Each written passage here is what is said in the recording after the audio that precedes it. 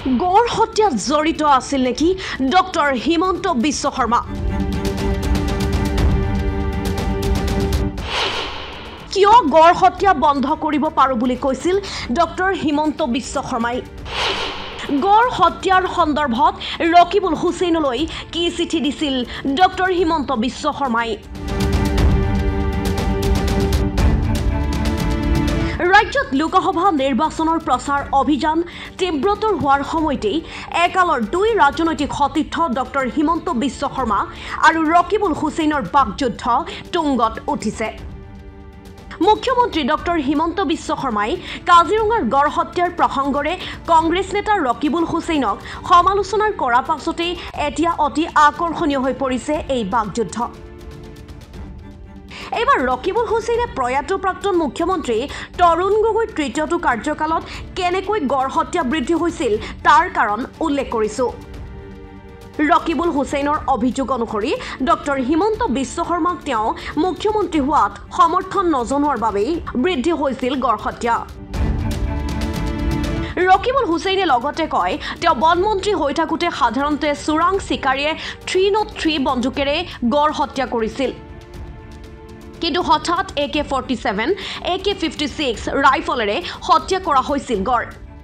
তেওঁ যেতিয়া মুখ্যমন্ত্ৰী হ'ব বিচাৰিছিল তৰুণ গগৈৰ দিনত, আমাৰে বহুতে তেওঁক যেতিয়া সমৰ্থন কৰিছিল, মই তেখেতৰ লগত একেলগে থকা স্বত্তেও বিশ্বাসঘাতকতা নকৰি যেতিয়া তেওঁক মুখ্যমন্ত্ৰী হ'বলৈ তেওঁক মই সমৰ্থন নকৰিলোঁ, যেতিয়া তৰুণ গগৈৰ লগত থাকিলোঁ, সেই সময়তে অসমত গড় হত্যা বাঢ়ি গৈছিল। গড় হত্যা মই যেতিয়া মন্ত্ৰী আছিলোঁ, সাধাৰণতে চোৰাং চিকাৰীসকলে 303 ৰাইফলেৰে বন্দুকৰে গড় হত্যা কৰিছিল। মই মন্ত্ৰী থকা অৱস্থাত অকস্মাত AK-47 আৰু 56 দি মাৰা হ'ল।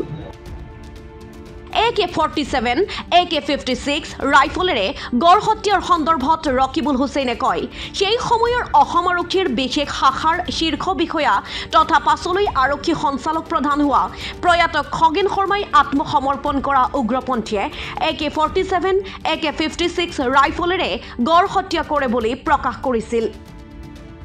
লক্ষণভাৱে সেই সময়ৰ কেবিনেট মন্ত্ৰী তথা বৰ্তমানৰ মুখ্যমন্ত্ৰী ডক্টৰ হিমন্ত বিশ্ব শৰ্মাই ৰকিবুল হুছেইনলৈ এখন চিঠি লিখিছিল। এই চিঠিৰ কথা উল্লেখ কৰি হুছেইনৰ মন্তব্য, গড় হত্যা বন্ধৰ ক্ষেত্ৰত ডক্টৰ হিমন্ত বিশ্ব শৰ্মাই সহায় কৰিব পাৰো বুলি কৈছিল। গড় হত্যা বন্ধ কৰিব পাৰো বুলি কৈছিল ডক্টৰ হিমন্ত বিশ্ব শৰ্মাই। ডক্টৰ হিমন্ত বিশ্ব শৰ্মাৰ চিঠিৰ উত্তৰ দিছিল বুলি সদৰি কৰি ৰকিবুল হুছেইনে মন্তব্য কৰে, মই তেওঁক কৈছিলোঁ একমাত্ৰ আপুনিয়ে অসমত আছে যিয়ে গড় হত্যা বন্ধ কৰিব পাৰে। আজিতো প্ৰমাণেই হ'ল, মই ইংগিত দিছোঁ, ৰাইজে কথাবোৰ বিচাৰ কৰিব। সেই সময়ত SB পুলিচৰ শীৰ্ষ বিষয়া পিছত DGP হোৱা খগেন শৰ্মা ডাঙৰীয়াক গৈ দেখিলে যে এক্সট্ৰিমিষ্ট যিসকলে চাৰেণ্ডাৰ কৰিছে সেই লোকসকলে এই AK-47 আৰু 56 দি আমাৰ গড় মাৰে, গড় হত্যা মাৰে। এই গড় হত্যা হোৱাৰ সময়ত আজিৰ মুখ্যমন্ত্ৰী সেই সময়ৰ মন্ত্ৰীয়ে মোলৈ এখন চিঠি লিখিছিল যে আপুনি যদি বিচাৰে মই এই ক্ষেত্ৰত সহায় কৰিব পাৰোঁ, মই এই গড় হত্যা বন্ধ কৰিব পাৰোঁ।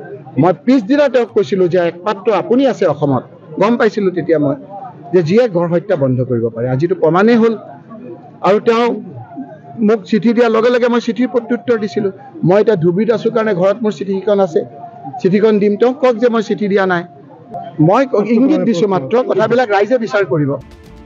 চামগুৰি সমষ্টিৰ বিধায়ক ৰকিবুল হুছেইন এইবাৰ ধুবুৰী লোকসভা সমষ্টিৰ কংগ্ৰেছ প্ৰাৰ্থী, কিন্তু মুখ্যমন্ত্ৰী ডক্টৰ হিমন্ত বিশ্ব শৰ্মাই ৰকিবুল হুছেইন বনমন্ত্ৰী থাকোঁতেই কাজিৰঙাত হোৱা গড় হত্যাৰ প্ৰসংগৰে ধাৰাবাহিকভাৱে সমালোচনা কৰি আহিছে, যাৰ সমুচিত প্ৰত্যুত্তৰো দিছে ৰকিবুল হুছেইনে। উল্লেখ্য যে ডক্টৰ হিমন্ত বিশ্ব শৰ্মা কংগ্ৰেছত থকাৰ কালছোৱাত ৰকিবুল হুছেইনৰে অতি ঘনিষ্ঠ আছিল। প্ৰয়াত প্ৰাক্তন মুখ্যমন্ত্ৰী তৰুণ গগৈৰ অতি ঘনিষ্ঠ আছিল দুয়োগৰাকী নেতা, কিন্তু তৰুণ গগৈৰ তৃতীয়টো কাৰ্যকালত বিসম্বাদ কৰি ডক্টৰ হিমন্ত বিশ্ব শৰ্মাই 2015 চনত বিজেপিত যোগদান কৰে।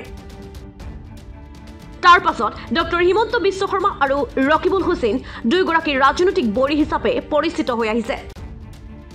সুযোগ পালেই দুয়োগৰাকীক কৰি আহিছে কঠোৰ সমালোচনা। যাৰ প্ৰতিফলন লোকসভা নিৰ্বাচনৰ প্ৰচাৰ অভিযানতো দেখিবলৈ পোৱা গৈছে।